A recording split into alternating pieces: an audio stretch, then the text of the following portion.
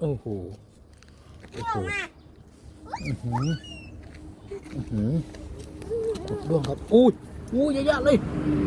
อู้นี่อื้อหือ เพิ่งหน้าเต็มให้ตรงนั้นไปถึงนั่นก่อนดิอันนี้อีกพรุ่งนี้มาแล้วหมาเต็มผ้า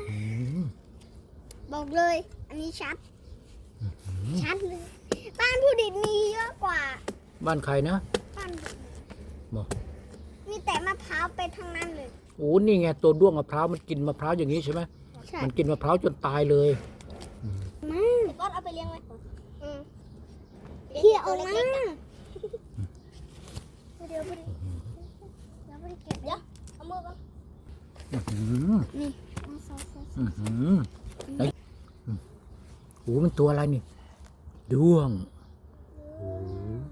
ด้วงมะพร้าว